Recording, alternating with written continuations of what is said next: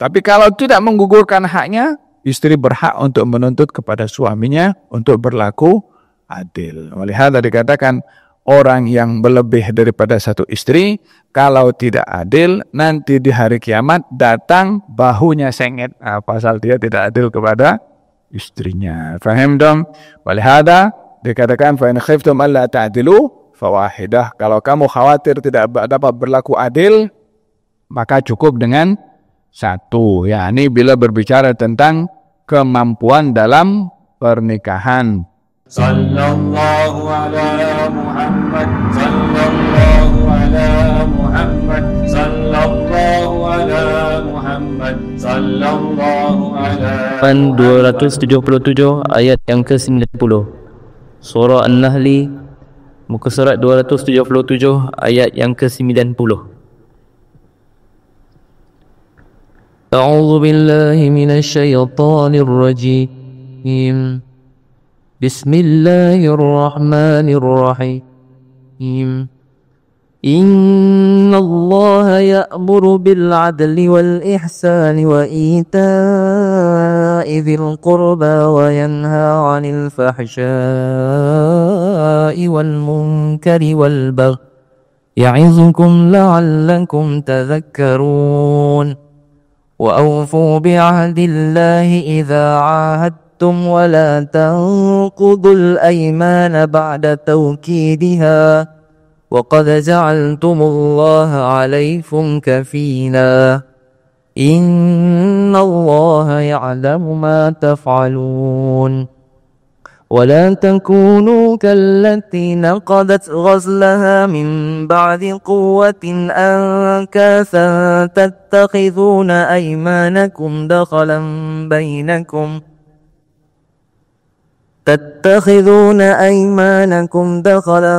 بينكم أن تكون أمة هي أربى من أمة إنما يبلوكم الله به وليبينن لكم يوم القيامة ما كنتم فيه تختلفون ولو شاء الله لجعلكم أمة واحدة ولكن يضل من يشاء ويهدي من يشاء وَلَتُسْأَلُنَّ عَمَّا كُنْتُمْ تَعْمَلُونَ وَلَا تَتَّخِذُوا أَيْمَانَكُمْ دَخَلًا بَيْنَكُمْ فَتَزِلَّ قَدَمٌ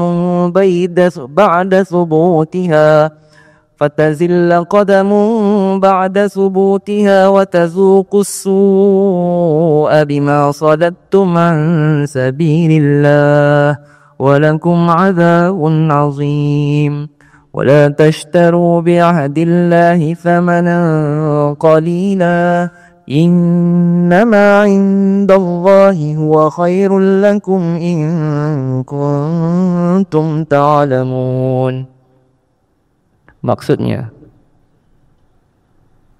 sesungguhnya Allah menyuruh kalian berlaku adil dan berbuat kebaikan serta memberi bantuan kepada kaum kerabat dan melarang daripada melakukan perbuatan-perbuatan yang keji dan mungkar serta kezaliman.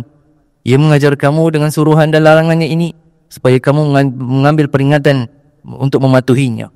Dan sempurnakanlah pesanan-pesanan dan perintah-perintah Allah apabila kamu berjanji, dan janganlah kamu merombak, yakni mencabuli sumpah kamu sesudah kamu menguatkannya dengan nama Allah, sedang kamu telah menjadikan Allah sebagai penjamin kebaikan kamu. Sesungguhnya Allah sedia mengetahui akan apa yang kamu lakukan. Dan janganlah kamu menjadi seperti perempuan yang telah merombak satu persatu benda yang dipintalnya sesudah ia selesai memintalnya dengan kuat dan teguh. Dengan kamu menjadikan sumpah kamu sebagai tipu daya untuk mencabuli perjanjian yang telah dimeterai sesama kamu, disebabkan adanya satu golongan yang lebih ramai dari golongan yang lain. Sesungguhnya Allah hanya mahu menguji kamu dengan yang demikian itu, dan ia sudah tentu akan menerangkan kepada kamu pada hari kiamat apa yang kamu perselisihkan padanya. Dan jika Allah menghendaki, tentulah dia Allah menjadikan kamu suatu umat yang bersatu dalam agama Allah yang satu. Akan tetapi Allah menyesatkan sesiapa yang dikehendakinya menurut undang-undang, yakni aturannya Allah. dan memberi petunjuk kepada sesiapa yang dikehendakinya menurut undang-undang aturannya Allah. Dan sesungguhnya kamu akan ditanya kelak tentang apa yang telah kamu kerjakan. Dan janganlah kamu jadikan sumpah kamu sebagai tipu daya sesama kamu, kerana dengan yang demikian itu akan menyebabkan tergelincirnya kaki kamu sesudah ia tetap teguh di atas jalan yang benar.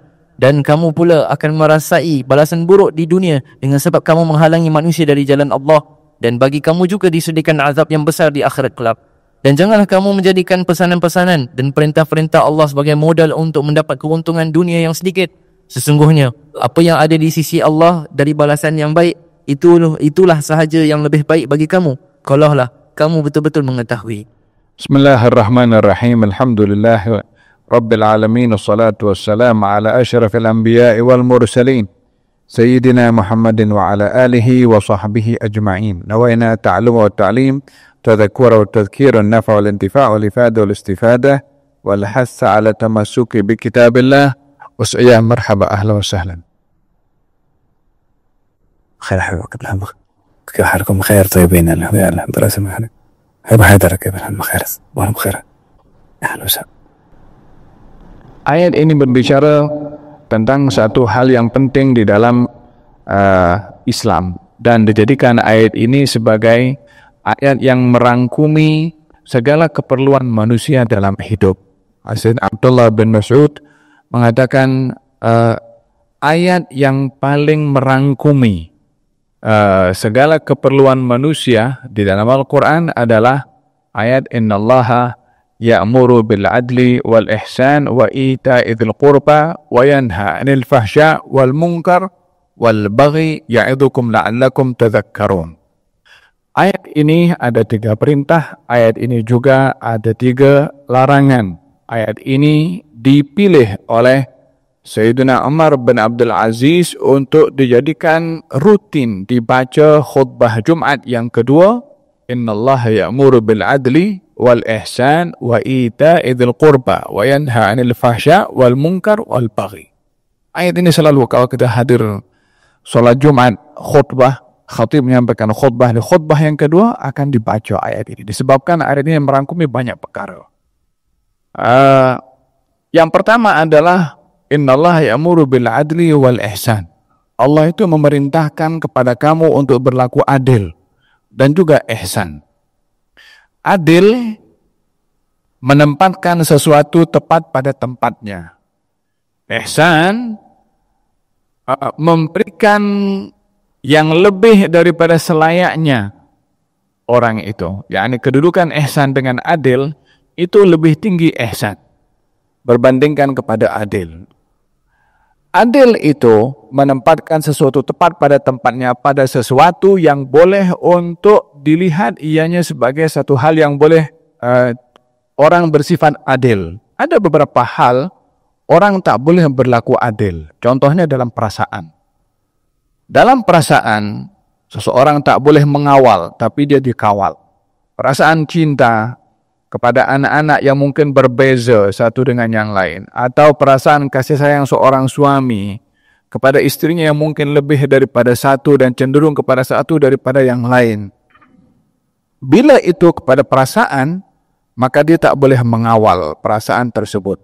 Maka kepada hal yang tidak boleh dikawal oleh seseorang, maka di sini dia tidak dituntut untuk adil, tetapi bukan dia boleh menampakkan perasaannya sehingga dilihat ia lebih condong kepada yang lain dan meninggalkan kepada yang lain yang memiliki hak yang sama kepada dia. Baginda Rasulullah SAW bersabda, "Sawwu baina auladikum fil atiyah." Hendaklah kamu adil dalam memberi hadiah kepada anak-anak kamu, laki atau perempuan, mesti adil. Yang diperintahkan adil dalam memberi hadiah, dalam memberi agihan, dalam memberi harta benda atau apapun juga. Tapi dalam hal perasaan, ayah atau ibu mungkin cenderung kepada salah satu daripada yang lain, maka di sini tak boleh mengawal perasaannya. Ketika cenderungan kepada anak lebih daripada yang lain pada perasaan, seperti kita semua sedia maklum pada kisah Nabi Yusuf alaihissalam, maka ia dilihat bagaimana yang berlaku kepada adik-beradik Nabi Yusuf yang cemburu kepada Nabi Yakub karena dilihat lebih mencintai Nabi Yusuf lebih daripada yang lainnya, sehingga kisahnya yang cukup masyhur kita ketahui adalah berpunca daripada adik-beradik Nabi Yusuf melihat tidak adilnya Nabi Yakub, walaupun penilaian itu adalah satu kekeliruan. Seorang sahabat Nabi bernama Bashir, ayahnya Nu'man. Katanya, Rasulullah, saya ada hamba sahaya untuk saya berikan hadiah kepada anak saya, Nu'man. Hamba sahaya. Bolehkah Tuan menjadi saksi? yakni seorang ayah ingin memberikan hadiah hamba sahaya kepada anaknya dan diminta hadiah itu diberikan dan disaksikan oleh Nabi sallallahu alaihi wasallam. Maka kata baginda Rasulullah, adakah kamu ada anak yang lain selain daripada anakmu ini? Katanya, ada wahai Rasulullah. Adakah anakmu yang lain juga kamu bagi seperti anakmu ini? Katanya, tidak wahai Rasulullah. Kata Nabi mengatakan, kalau begitu saya tak boleh menjadi saksi kepada perbuatan al-jur, yang tidak adil, yang zalim. Walaupun di sini ayah ingin memberikan kepada salah seorang anaknya, bila ada anak yang lain yang ayah mampu untuk memberi, namun diberi satu yang lain tidak, maka di sini adalah perbuatan ayah tidak adil. Sawu baina auladikum fil atiyah. Samaratakanlah pemberian kamu kepada anak-anak kamu. Kalau saya mesti memberi lebih pada anak, saya akan berikan anak perempuan lebih daripada anak laki-laki. Ya subhanallah. Kita kalau baca dalam ayat Quran tentang warisan, kan lidzakari mithlul hadzil unthayain. Ya kan, laki-laki 2 kali ganda daripada perempuan. Nabi bersabda, kalau saya akan beri kepada anak saya harta lebih, saya akan beri lebih kepada anak perempuan. Lalu kenapa dalam Al-Quranul Karim laki-laki 2 kali ganda daripada perempuan, sementara baginda kalau ingin memberi lebih mesti kepada akan diberi lebih kepada perempuan? Ianya adalah karena tanggung jawab laki-laki lebih daripada tanggung jawab perempuan. Tapi pada perasaan, di dalam hadis baginda Rasulullah SAW, beliau bersabda ketika berdoa kepada Allah, Allahumma hadha qasami fima amlik fala tu'akhidni fima la amlik. Wahai Allah, inilah kemampuan saya untuk mengagihkan hak istri-istri saya yang saya mampu. Jangan engkau hukum saya kepada agihan yang saya tak mampu. Apa agihan yang mampu dan apa agihan yang tak mampu? Nabi ada istri lebih daripada 1. Dan setiap hari Nabi akan bahagikan waktunya kepada istri-istrinya. Hatta sampai akhir hayatnya. Sampai akhir hayat Nabi ketika sakit, Nabi itu masih berpindah daripada rumah satu istri kepada istri yang lainnya. Masih, walaupun kena dokong juga, karena ada orang yang menemani beliau untuk berjalan. Sehingga pada suatu hari beliau bertanya, esok giliran siapa ya? Katanya. Kerap bertanya, esok giliran siapa ya? Maksudnya itu Nabi, bila kita tiba giliran Siti Aisyah, aku nak cepat pergi rumah sedia. Yani keinginan Nabi untuk berada di rumah Siti Aisyah. Tapi karena mesti adil kepada semua istrinya, Nabi tetap datangi satu-satu. Walaupun perasaannya ingin berada di rumah Siti Aisyah. Ini perasaan. Tapi hukum mewajibkan kepada suami yang ada lebih daripada 1 istri, karena mesti adil.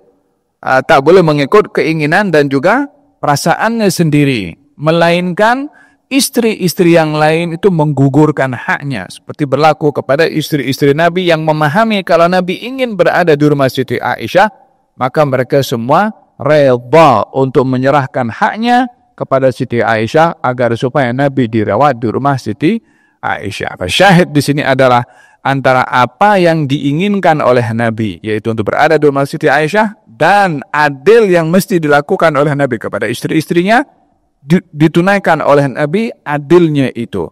Walaupun perasaannya ingin berada di rumah Siti Aisyah. Tapi ketika istrinya yang menggugurkan haknya dan diserahkan kepada Siti Aisyah, maka di sini Nabi atau seseorang itu tidak dituntut dituntut tidak adil karena yang punya hak sudah menggugurkan. Istri Nabi menggugurkan hak mereka. Tapi kalau tidak menggugurkan haknya, istri berhak untuk menuntut kepada suaminya untuk berlaku adil. Oleh hal dikatakan orang yang berlebih daripada satu istri, kalau tidak adil, nanti di hari kiamat datang bahunya sengit. Pasal dia tidak adil kepada istrinya. Faham dong?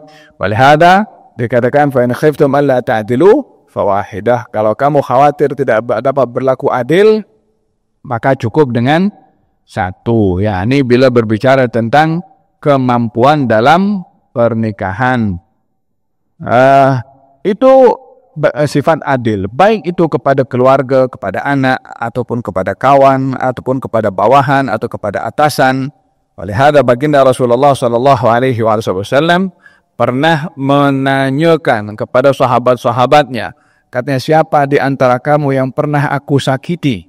Ambillah haknya daripada aku sekarang, sebelum di akhirat nanti akan dituntut kepada aku hak mereka. Berbicara tentang adilnya Allah Subhanahu wa taala akan menuntut sesiapa yang zalim kepada orang lain atau yang tidak adil pada orang lain akan dituntut oleh Allah Subhanahu wa taala yang Maha Adil. Dan nama Allah Subhanahu wa taala Al-Adlu. Nama Allah yang Maha Adil. Dalam Maha Adilnya Allah akan menuntut sesiapa yang dizalimi di dunia. Dan semua akan report kepada Allah Subhanahu wa ta'ala dan akan masing-masing mendatangkan bukti. Dan masing-masing yang tak ada bukti, maka anggota tubuh badannya yang akan menjadi bukti. Mungkin di dunia boleh tipu ambil hak orang. Tak ada saksi. Tangannya dipakai. Ya Allah, saya digunakan untuk sign ambil hak si fulan tu. Tangannya dia berbicara. Kakinya berbicara. Waliyadzubillah. Fahim dong? Wahada berkenaan dengan sifat adil yang mesti diperhatikan oleh seseorang agar supaya tidak tergelincir kepada perbuatan mengambil hak orang lain. Kalau barang siapa yang mengambil hak orang lain walaupun satu jengkal tanah, maka akan dililitkan 7 lapis bumi ke bawah kepada di lehernya nanti bila mengambil hak orang ataupun satu jengkal. Oleh hada seseorang hendaklah memerhatikan tentang sifat adil. Innallaha ya'muru bil adli wal ihsan. Sesungguhnya Allah memerintahkan agar supaya seorang berlaku adil dan juga ihsan. Wa innallaha la yadhlimu mithqala dzarrah. Allah tidak akan zalim kepada sesiapapun walaupun sebesar biji zarrah. Masing-masing akan dihadapkan oleh Allah kepada Allah Subhanahu wa taala. Yang merasa dizalimi di dunia, dia mungkin boleh selamat di mahkamah. Dia mungkin selamat karena dia kenal dengan orang-orang besar. Dia mungkin selamat karena dia yang punya power. Dia mungkin selamat karena macam-macam sebab. Tapi di sana semua sama, hamba kepada Allah. Hanya yang ada Allah saja. Tak ada lawyer, tak ada peguam bela, tak ada peguam, tak ada mahkamah tinggi, mahkamah rawian, tak ada. Hanya satu saja mahkamahnya Allah Subhanahu wa ta'ala, dan masing-masing akan dihadapkan kepada Allah Subhanahu wa ta'ala. Faham dong? Alangkah teruknya seseorang itu kalau dihakimi oleh Allah langsung nanti di akhirat. Karena hukuman dihakimi oleh Allah nanti lebih dahsyat berbandingkan dia berada di dunia dan menyelesaikan permasalahannya dengan orang lain, mengembalikan hak orang lain berbandingkan mengambil hak orang lain. Innallaha ya'muru bil adli wal ihsan. Sesungguhnya Allah memerintahkan kepada kamu berlaku adil dan juga berlaku ihsan. Ihsan memberikan kepada orang lebih daripada selayaknya. Yani kalau ada orang berhak untuk diberi 10 ringgit, kita bagi kepada dia 15 ringgit atau 20 ringgit. Itu ihsan. Kalau adil, bagi 10 ringgit. Sebab hak dia 10, kita bagi 10. Tapi ihsan diberikan lebih daripada 10 ringgit. Itu contoh, memberi lebih daripada selayaknya. Ihsan memulakan kebaikan, bukan membalas kebaikan. Kalau orang berbuat baik kepada kita dan kita berbuat baik sama dengan dia, itu adil. Tapi ihsan, kalau orang berbuat baik kepada kita, kita balas lebih. Itu ihsan. Atau kita yang memulai kebaikan kepada orang itu namanya ihsan. Ihsan juga mempunyai arti membalas kejahatan orang dengan kebaikan. Itu juga dikatakan ihsan. Wa ahsin kama ahsanallahu ilaik. Berbuatlah kamu ihsan seperti Allah berbuat ihsan kepada kamu. Kamu berdosa kepada Allah, kamu bermaksiat kepada Allah. Allah membuka ruang untuk kamu bertaubat, tetap mesti diterima taubat kamu. Manusia bertaubat kepada manusia bermaksiat kepada Allah dengan hartanya, tidak terus diambil hartanya oleh Allah Subhanahu wa taala, diberi ruang untuk dia insaf. Ihsan adalah melakukan sesuatu yang lebih daripada selayaknya. Oleh sebab itu, seseorang itu bila berlaku ihsan lebih tinggi berbandingkan dia berlaku adil. Tetapi jika tidak mampu berlaku ihsan, jangan sampai dia tidak adil. Innallaha ya'muru bil adli wal ihsan. Sesungguhnya Allah Subhanahu wa taala memerintahkan kamu untuk berlaku adil dan juga berbuat ihsan. Hada berkenaan dengan perintah yang kedua. Wa ita'idil qurba, dan memberikan kepada kaum kerabat. Memberi kepada kaum kerabat merujuk kepada pentingnya memerhati kepada family. Pada haknya yang wajib atau haknya yang tidak wajib. Haknya yang sunnah. Al-muta'addi fi sadaqah kamani'iha. Orang yang melampau dalam bersedekah sama dengan dia tidak bersedekah. Macam mana melampau dalam bersedekah? Keluarganya susah, familynya susah, kerabatnya yang jauh atau dekat pun ada yang susah. Dia bagi-bagi duit kepada orang lain. Fakir miskin, memang dibagi kepada fakir miskin, tapi keluarganya miskin tak dikasih. Familynya susah tak dikasih. Dia bagi zakat. Keluarganya berhak menerima zakat, tapi tak diberi zakat. Al-aqrabuna aula bil ma'ruf. Kerabat itu lebih utama didahulukan dalam kebaikan kita. Ada seorang sahabat Nabi namanya Zainab, zaujat Ibnu Mas'ud, istrinya Abdullah bin Mas'ud. Zainab orang kaya, Abdullah bin Mas'ud susah, orang miskin. Kata Siti Zainab mengatakan, saya akan memberikan zakat. Kata Abdullah bin Mas'ud, berilah kepada saya. Kata Siti Zainab, kamu suami saya. Menyangka bahwasanya suami tak boleh terima zakat daripada istri. Karena ada hubungan perkahwinan, dianggap tak boleh. Kata Abdullah bin Mas'ud, boleh, saya berhak untuk terima. Paham dong? Maka kata Siti Zainab, biar saya tanya kepada Rasulullah. Dia pergi jumpa dengan Nabi Muhammad SAW melalui Bilal. Bilal sampaikan kepada Rasulullah hukum istri memberi zakat kepada suami. Tapi jangan bagi tahu kalau yang tanya itu saya. Bilal tahu kalau itu Siti Zainab, istrinya Abdullah bin Mas'ud. Kenapa Siti Zainab tak mau bagi tahu kalau dia yang bertanya? Mau menjaga nama baik suaminya. Tak mau dedahkan nak bagi tahu suamiku terima zakat daripada aku, daripada istrinya. Seorang suami itu kan ada egonya, ada kedudukannya. Kalau makan daripada duitnya istri mungkin sedikit banyak, patutnya dia yang bagi. Ini istri yang bagi. Dalam kondisi seperti Abdullah bin Mas'ud, secara hukum boleh saja, tapi status sebagai suami itu kan perlu untuk dijaga dan dipelihara. Maka Siti Zainab ini bertanya hukum kepada sumbernya, yaitu kepada Rasulullah. Pada masa yang sama, Siti Zainab mahu menjaga marwah suaminya. Jadi, sebaik-baik perempuan adalah yang menjaga marwah suaminya. Hatta istrinya sangat berjasa. Hatta yang beli keretanya adalah istrinya. Mungkin jadi istrinya dia punya pangkat tinggi, gaji tinggi contohnya, atau duit banyak contohnya. Suaminya tidak seperti itu, jaga maruahnya, tetap di rumah itu suami yang kena dihormati. Sebab tuntutan syarak itu suami yang memiliki hak yang lebih. Faham dong? Maka kata Siti Zainab, beritahu kepada Rasulullah soalan saya, tapi jangan beritahu nama saya. Maka Bilal bertanya kepada Rasulullah, ya Rasulullah, di depan pintu ada seorang perempuan bertanya, apa hukum istri memberi zakat kepada suaminya? Kata baginda Rasulullah, perempuan itu siapa?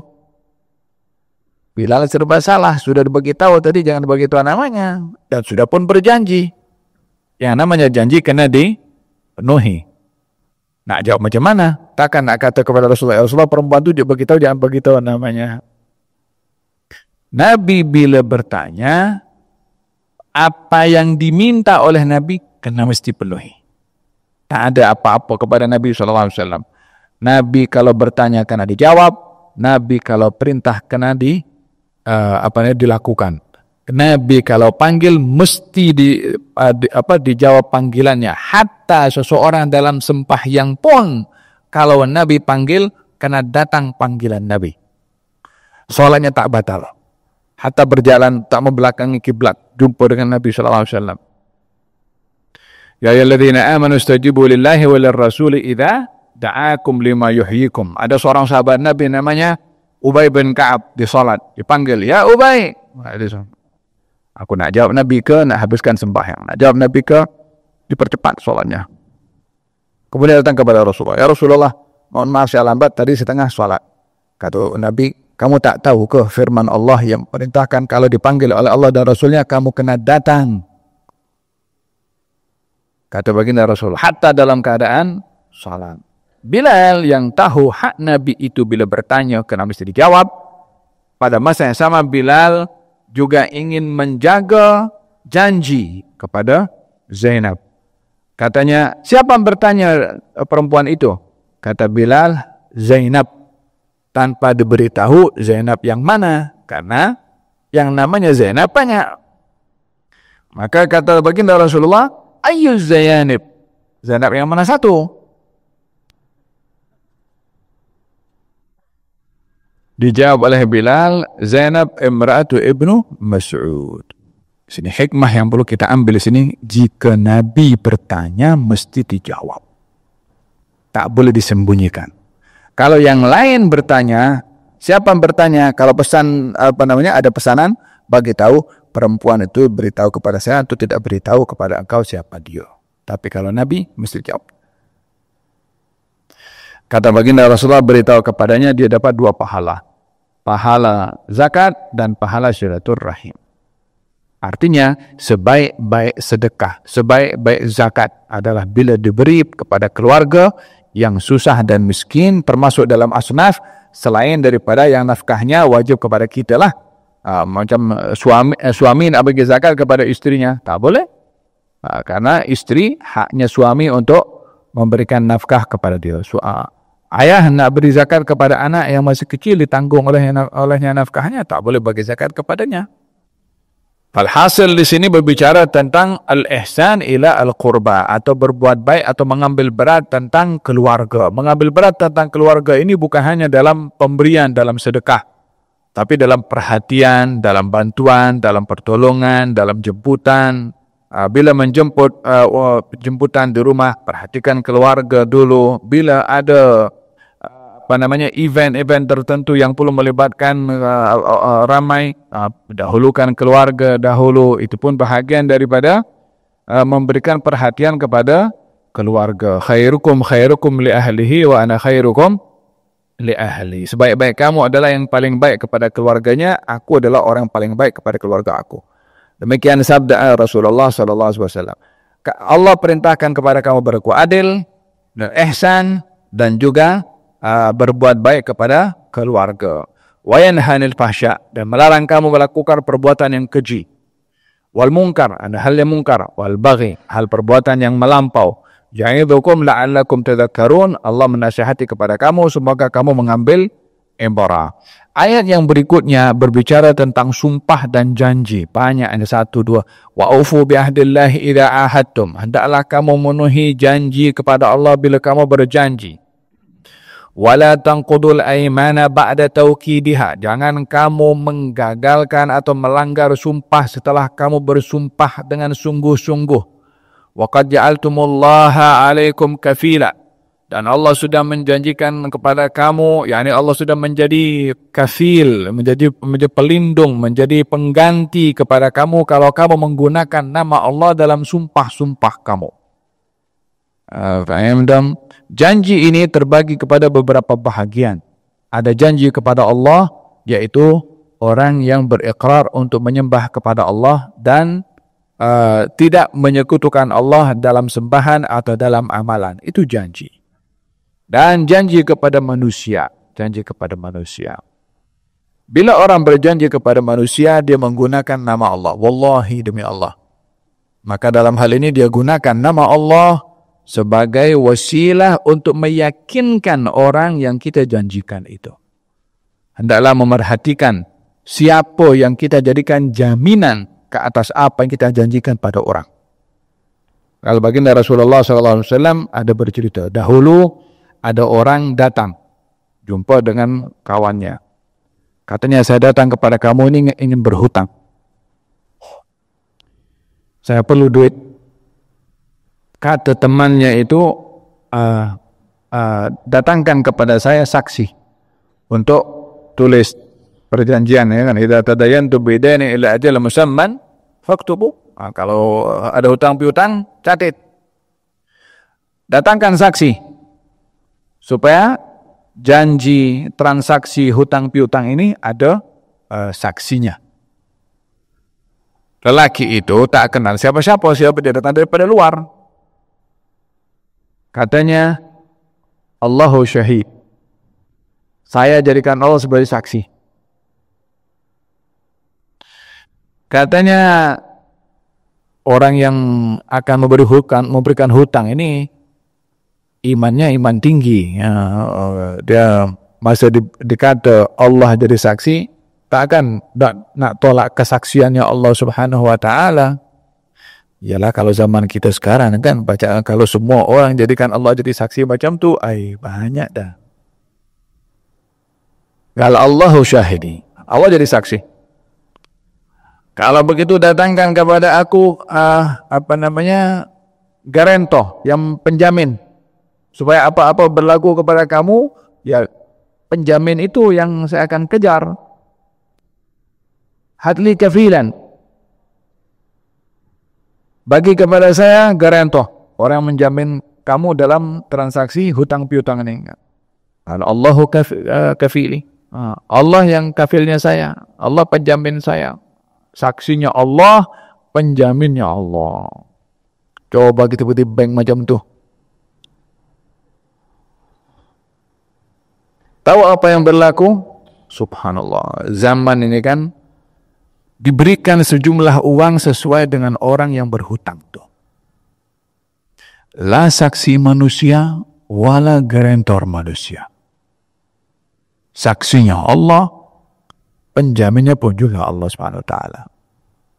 Orang tu bagi duit, dia menyeberang rumahnya itu, wilayahnya kena menyeberang sungai ke menyeberang laut ke, falhasil menyeberang. Setelah dijanjikan waktu tertentu untuk pulangkan duit itu. Yang berhutang orang jujur, dia tahu memegang janji, dia tak tipu. Ketika dia mengatakan Allah saksi, Allah yang kafil, dia memang dia bermuamalah dengan Allah Subhanahu wa Ta'ala. Maka ketika tiba waktu untuk bayar hutang, dia datang bawa duit, pergi ke tepi sungai untuk cari perahu yang membawa orang untuk pergi ke daerah orang yang dia berhutang kepadanya. Subhanallah, hari itu tak ada perahu yang boleh membawa penumpang menyeberang. Sementara sudah tiba waktu orang itu bayar hutang. Yang ingin membayar hutang memegang janjinya sesuai dengan waktunya. Sudah tiba di tepi pantai untuk menaik perahu, tak ada. Apa dia buat? Dia ambil kotak macam kayu gitu, diletakkan duit di dalamnya, yang selamat, masukkan dalam situ, ditulis surat, ini hutang saya kepada kamu tempoh hari yang sekian yang saya berjanji, Allah adalah saksi saya dan Allah adalah kafil saya. Masukkan dalam itu ikat. Ya Allah, aku ketika berhutang kepada si fulan, engkau jadi saksi dan engkau sebagai penjamin. Sekarang aku serahkan ini kepada engkau sebagai penjamin, aku nak pulangkan ini sesuai dengan waktunya. Letakkan di air. Siapa boleh buat macam tu?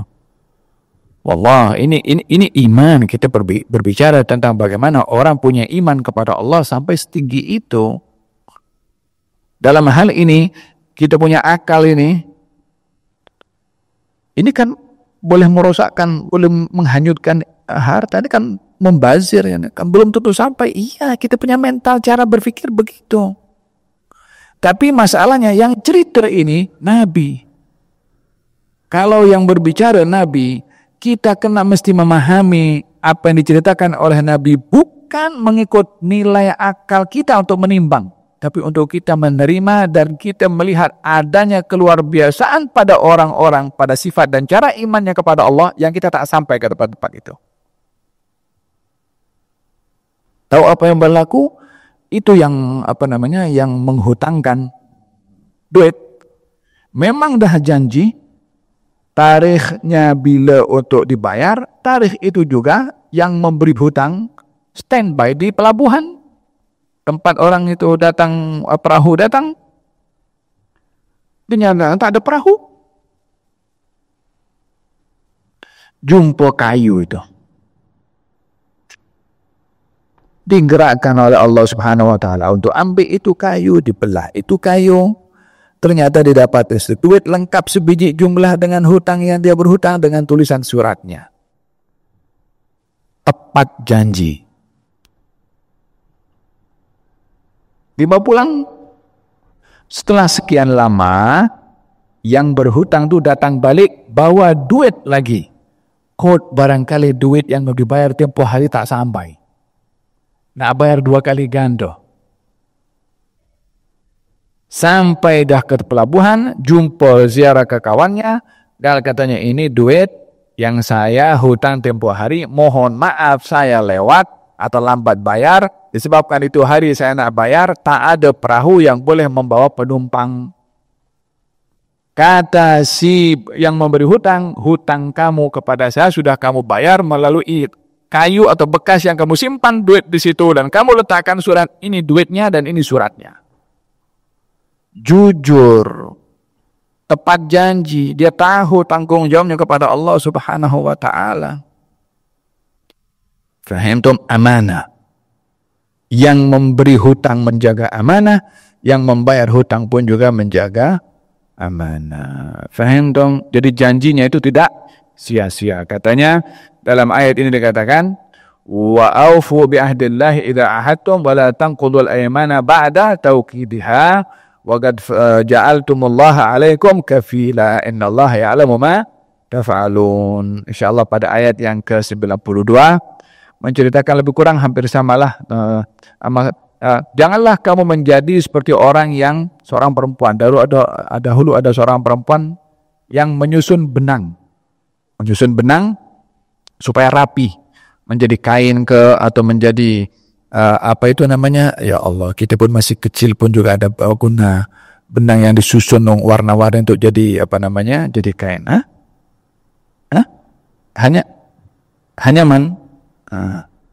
Falhasin, seorang perempuan dengan susahnya menyusun benang untuk rapi dibuat seperti kain. Bila sudah rapi, dikoyak lagi satu-satu. Perumpamaan ini diberikan oleh Allah kepada orang yang dia berjanji, yang janji itu susah, dengan mudahnya dia pun langgar kepada janji tersebut. Katanya, kamu jangan jadi seperti perempuan itu yang susah payah menyusun benang rapi, pada akhirnya ia dileraikan lagi dengan mudahnya karena tidak menjaga sumpah atau janji yang diungkapkan kepada orang lain. Wah, insyaallah kepada pertemuan yang akan datang kita akan bahaskan ayat yang ke-92. Nak laju-laju hanya tak sampai juga message-nya nanti ya, sebab masalah sumpah ini ada kaitan dengan kehidupan kita keseharian.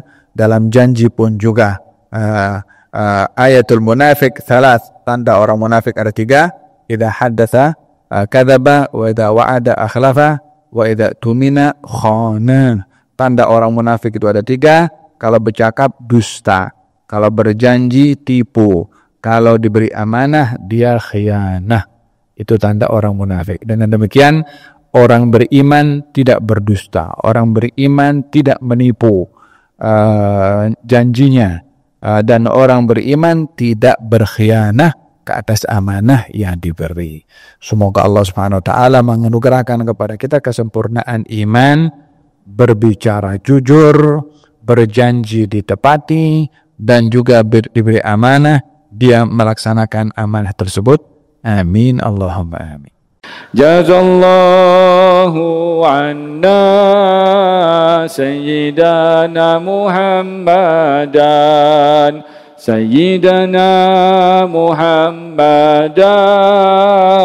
ma huwa ahluhu